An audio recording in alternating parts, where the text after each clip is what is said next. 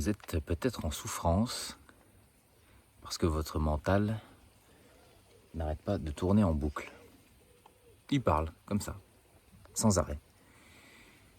Ça peut vous arriver notamment en plein milieu de la nuit ou quand vous allez au lit.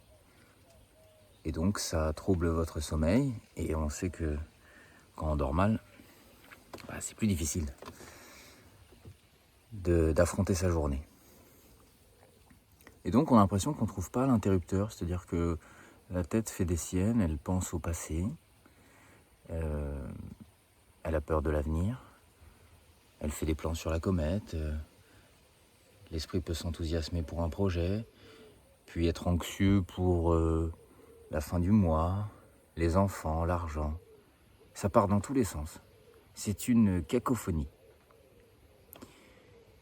Et quelque part, on est complètement sous le joug de cet esprit et on ne se rend pas bien compte que c'est pas nous.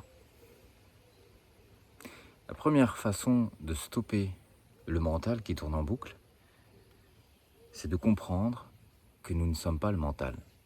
D'arrêter de s'identifier, j'ai envie de dire corps et âme, avec le mental, avec la voix dans notre tête. Forcément, c'est pas quelque chose qu'on apprend sur les bancs de l'école, c'est pas quelque chose dont on discute fréquemment.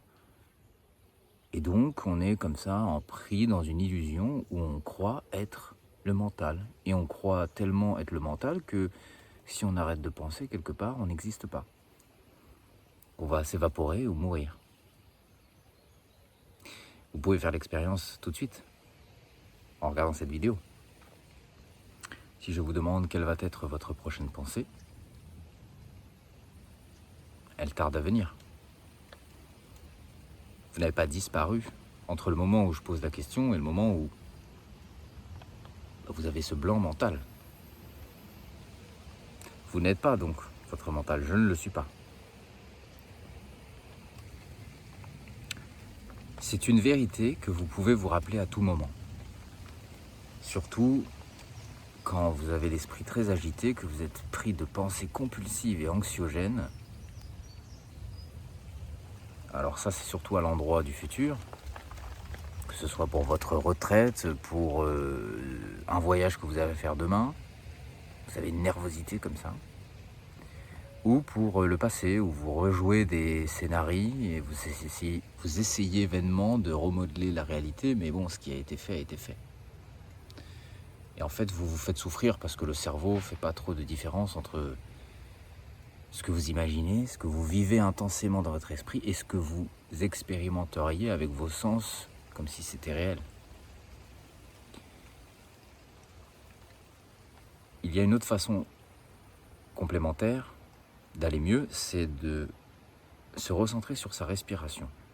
Donc quand le mental se calme, donc ça y est, on se rappelle qu'on n'est pas notre mental, donc on l'observe avec une neutralité, on peut porter son attention, son esprit, sur notre respiration, c'est-à-dire l'air qui rentre par nos narines ou notre bouche et qui en ressort. Et on va sans doute voir que si on a l'esprit agité, on a aussi une respiration saccadée, qui n'est pas agréable.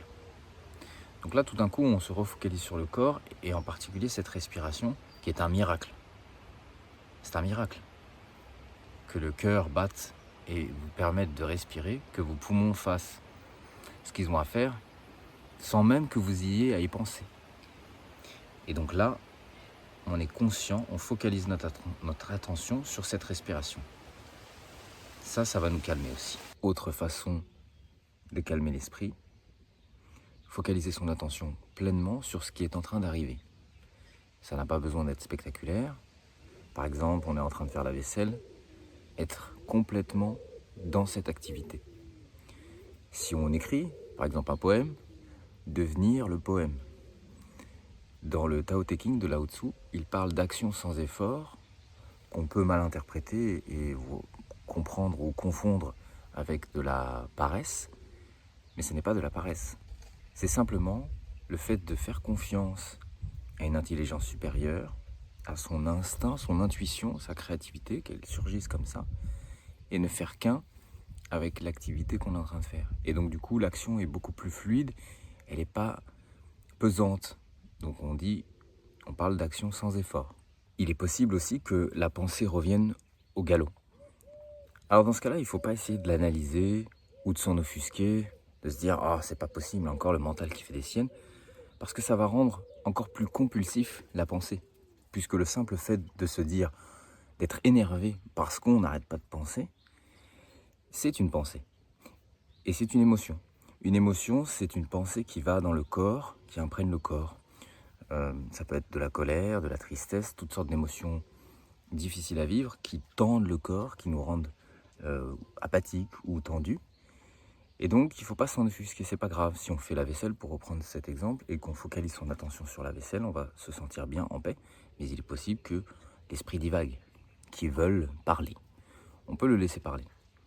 Si on a envie de l'utiliser, le mental, plutôt que de se laisser utiliser par lui, on peut alors diriger des pensées vers du bien-être, vers s'imaginer que tout ira bien, désirer pour les autres, des voisins, des proches, peu importe, le monde entier, la santé, l'abondance, toutes sortes de choses. Et donc, on parle de pensée positive, on nous a rabâché qu'il fallait penser de façon positive. On n'est pas obligé, mais c'est certain que si on veut utiliser la pensée, mieux vaut l'utiliser dans ce sens-là, car forcément, ça va avoir un effet bénéfique. L'esprit est très puissant.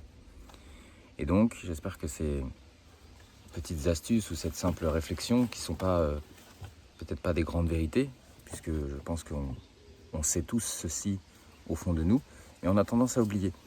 Le point clé de cette vidéo, c'est vraiment de se rappeler que nous ne sommes pas la pensée, nous sommes la conscience.